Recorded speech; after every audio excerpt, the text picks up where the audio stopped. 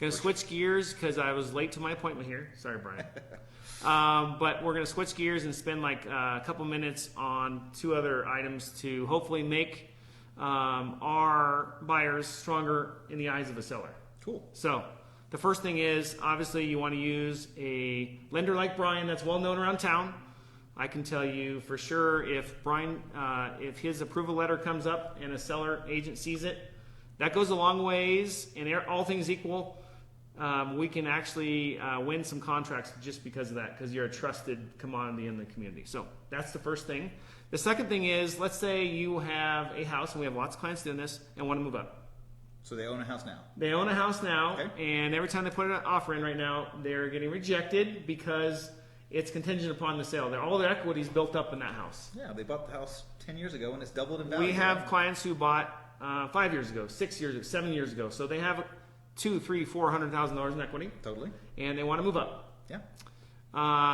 Talk to us about what a bridge loan is, and it's something that not all lenders offer, but Guild does. And I'd like you to explain it quickly in simple layman terms on how that works. Okay. Bridge loan. We're talking about bridge loan. Think of it like it's a bridge, right? So you're trying to get from one side of the cavern to the other, and normally you'd sell your house, and then you don't need a bridge. So we're trying to bridge the gap for you. So you could take a loan against your departing residence, the home that you have to sell. Now, even if they have an existing mortgage? Sure. You can All right, have so on top, a second mortgage, okay. Now, it doesn't work if you've already gotten a second mortgage. Some people will get a home equity line of credit, and they'll use it to remodel the bathroom or something like that. So you've already got a second mortgage. You can't really get a third mortgage. There's some maneuvering that you can probably do there. But if you have enough forethought to do this before you go in to make an offer on a house, the best thing, honestly, to do is to have a home equity line of credit set up on your house. So we have resources. We don't offer home equity lines, but I have business partners, referral partners that we go to and say, hey, can you help them get a home equity line? And you can stretch it up to 90% on a home equity line of credit. Wow, okay. So some lenders will do that, not many. Okay, so I cherry picked the ones that I know will help us get through this. So I try to do that ahead of time. If they haven't done that, if they don't already have a home equity line and they've got a few $100,000 in equity, like Ken just mentioned there, we could do a bridge loan at the time that they make the offer on the house. They need to list their house for sale. So that's the key. You have to actually list your house for sale. And we'll do a bridge loan up to 70% loan to value. Okay. Okay, so you're not going to have as much money down as you would have if you sold your house, but you've got some money. So maybe you have to put 5 or 10% down in this instance. Okay. So let's say it's 10%. You put 10% down, you'd have to have mortgage insurance, so I'd have to qualify you for your new mortgage and the mortgage insurance. So that's the trick, is you have to qualify for both. That's definitely the trick. You got to be able to qualify for all the payments that you have now upcoming. We have to pretend like those payments are going to keep going on forever or for the foreseeable future until you actually sell your house. When you do sell your house, though, you've got that 30% of equity. I'm sure you'll have some real estate fees and all that kind of stuff that gets taken out, but in the end, you'll have a 25 to 30% coming from the remainder of your equity. Right. And then you can recast your new mortgage. Okay, time out. What does recasting mean? Because that's kind of a new term. Not a lot of people know it. Okay.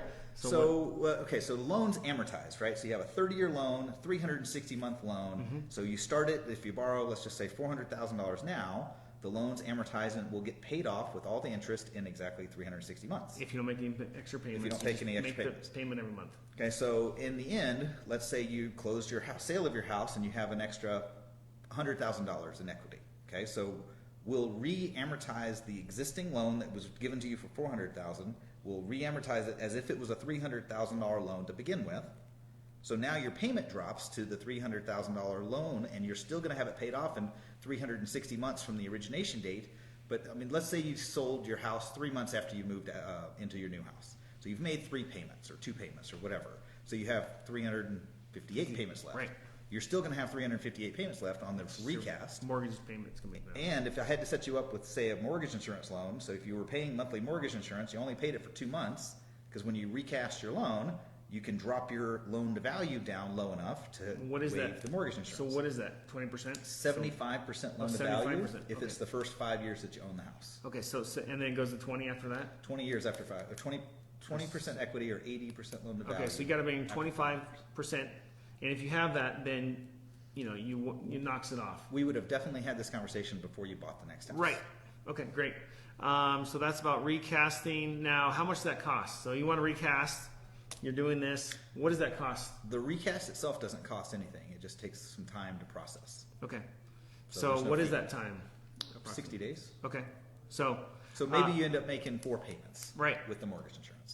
That's really what it comes down to. so there's a little more risk in that, just because Yeah. you're going to own 2 properties, and Yeah. So you're you paying know, the extra risk fee. The mortgage insurance is a fee associated to that. yeah. So that backs the lender if something happens, right? The market overheats or it kind of cools off. So, Totally. some great tips because I have a podcast out today talking about what the market's doing. Yeah. Up 8%, $35,000 increase from February from 450 to 485.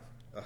So, and a lot of people don't know that's going on because it was flat from November, 450. It was flat from November last year till now, and now we're seeing, once that kind of hit January, February, that's when the run-up is hurting, but we're always in the rears. We're always waiting for that to close. Yeah, so it's April now, and you're just getting the February date. We're getting March. We got March.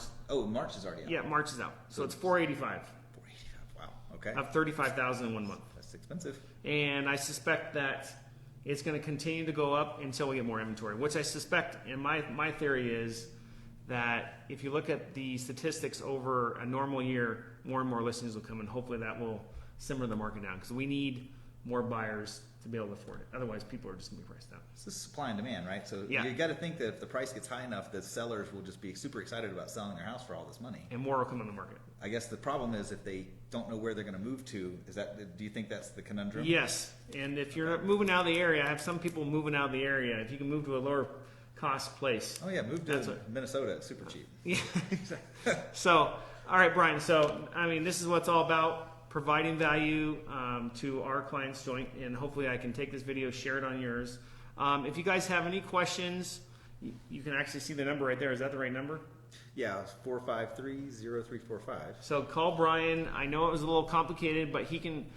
He always offers free consultations, right? Yeah, He comes in the office here, does a great job of explaining it. See if that is something that makes you more competitive in this market. That's what it's all about right now. If you're a buyer, is making yourself better and more appealing to a seller that's out there. It's really just being premeditated about this whole thing. Like, Right, and you got to have make your plan and lay it out, and of course you got to pivot your plan sometimes. Yes. So hopefully we'll have to pivot, and it's easier for buyers to get in here because we have a dozen clients right now that are really struggling under $500,000 to find anything. So it's really tough out there. So thanks for being a great commodity and a great business partner with us. Call Brian, and I'll link his information below. And then hopefully maybe in a month I can come back in and talk about another topic. Yeah. We're trying to do these Facebook Lives to make sure that our clients are educated about the market. And that's what it's all about.